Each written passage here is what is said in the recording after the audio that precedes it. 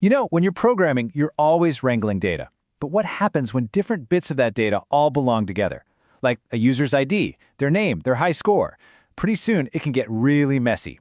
Today, we're going to cut through all that confusion and find a way to get from total chaos to perfect clarity using one of C's most powerful tools. So, let's just stop and think about this for a second.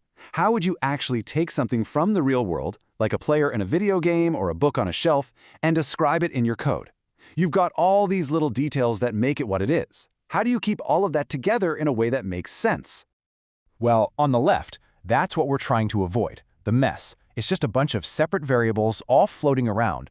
They're related, but the code doesn't know that. And on the right, well, that's the goal. A single, clean, organized package. So the big question is, how do we get from the chaos on the left to that beautiful clarity on the right?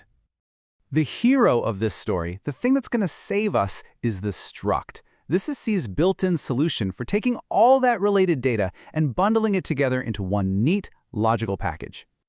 So what exactly is a struct?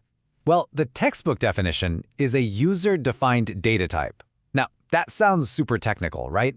But all it really means is that you get to invent your own custom variable type. One that can hold a bunch of other types, like an integer, some text, maybe a float, all under a single convenient name. Okay, this is probably the most important idea to get right. If you only remember one thing from this, let it be this. A struct is the blueprint. It's the plan. It describes what your data should look like, but it doesn't actually create the data itself. It's not the house, it's the plan for the house. All right, so we get the what and the why. Now let's get our hands dirty with the how. Let's look at how you actually write one of these blueprints in your code. And the great news is, it's actually really straightforward. First, you just type the keyword struct. Easy enough. Second, you give your blueprint a name, like player. Then, inside a set of curly braces, you list out all the variables, the members that are going to be a part of this group.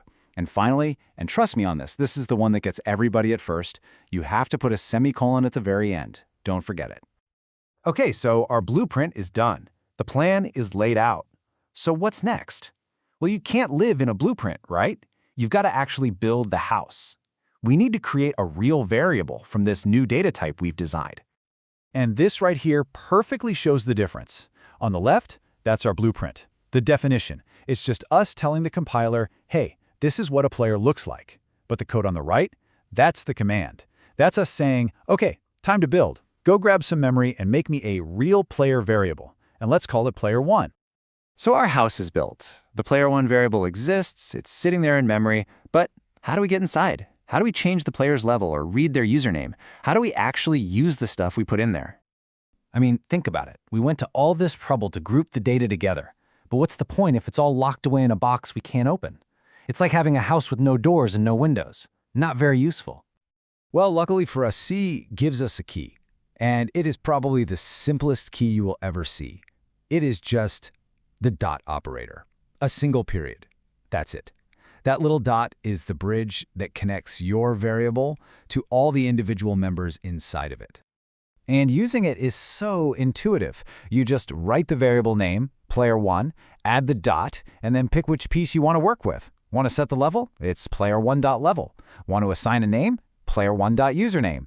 Need to read that data back out? Same thing. It is so simple and direct. So let's step back and look at the big picture now. What was the whole point of this? Why go through the trouble of making a blueprint and then building from it? What's the big payoff? Hey, remember this from the beginning? That chaos on the left, that jumble of separate variables? Now, with the struct, we get the clarity on the right. We have one single thing, player1, that represents the entire idea of a player. It's logical, it's organized, and it makes your code 1,000 times easier to read and to manage. And that's really the magic of it, isn't it? A struct does more than just hold things. It lets you create meaning. It takes a random pile of variables and transforms them into a single, cohesive object that actually represents a real concept. So we've seen how powerful this is for just one player. But what if your game needs 100 players or 1,000? What happens when you start grouping the structs themselves, maybe into something like an array? Well, that is when you unlock a whole other level of power and organization.